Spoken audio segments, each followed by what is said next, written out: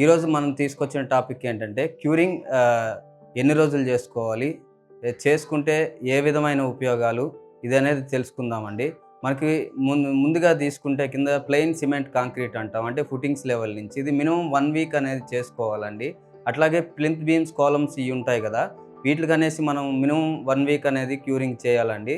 దాంతో పాటు మీకు కాంక్రీట్ వర్క్ ఉంటుంది గదా! బీమ్స్, స్లాబ్‌కి మినిమమ్ 14 రోజులు అనేది క్యూరింగ్ చేయాలండి. దాని తర్వాత మీరు మేసనరీ వర్క్ తీసుకున్నట్టయితే మేసనరీ వర్క్‌కి వచ్చేసి మినిమమ్ 1 వీక్ అనేది చేయాలండి. మేసనరీ వర్క్‌లో మనకేమేమి వస్తాయో మీకు ఐడియా ఉంది. బ్రిక్ వర్కు అలాగే ప్లాస్టరింగ్ వస్తుందండి. ఇక్కడ మనకేంటంటే 1 వీక్ అనేది క్యూరింగ్ చేయాలి.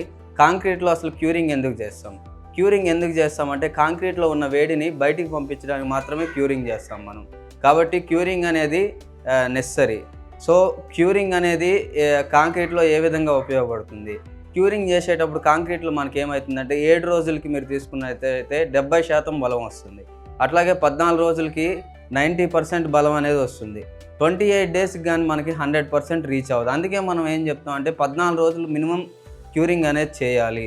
దీనివల్ల ఏమైతుందంటే మనకి దానికి బలం అనేది 90% బలం చేకూరుతుంది. 28 రోజులు చేస్తే ఇంకా మంచిదండి. మీ బలం అనేది పెరుగుతుంది.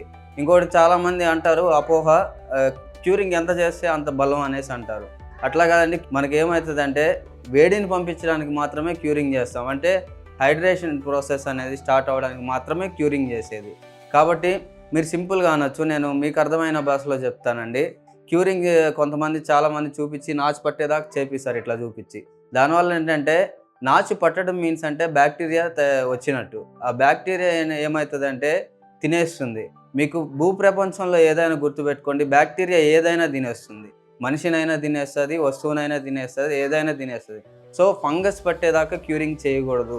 మన మూఢనమ్మకం ఏంటంటే ఎంత బాగా నీళ్లు తాపితే అంత బాగా అయింది, మనకి క్యూరింగ్ అని అంటారు కానీ అక్కడ ఫంగస్ వచ్చేస్తుంది. మీరు అటువంటప్పుడు చెప్పాల్సింది ఏంటంటే కాంక్రీట్‌లో మనకి సిమెంట్ మోతాదు తగ్గించేద్దాం, నీళ్లు పెంచుకుందాం. ఎందుకంటే నీళ్లు ఫ్రీగానే దొరుకుతాయి కదా! అవునా కాదండి? ఎవరికైనా ఇది చెప్పండి. కాబట్టి ఏంటంటే క్యూరింగ్ అనేది అపోహ. కాకపోతే చేయాలి. ఎందుకు చేయాలి? కాంక్రీట్‌లో ఉన్న బలం పెరగడానికి దోహదపడుతుంది. అట్లానే ఎక్కువ చేస్తే మనకేమవుతుందంటే జంగ్ అనేది పట్టేస్తూ ఉంటుంది. సో, మీరు ఈ క్యూరింగ్ విధానాలనేది పాటిస్తారనుకుంటున్నాను. మళ్ళీ ఇంకో వీడియోతో కలుద్దాం. థ్యాంక్ యూ అండి.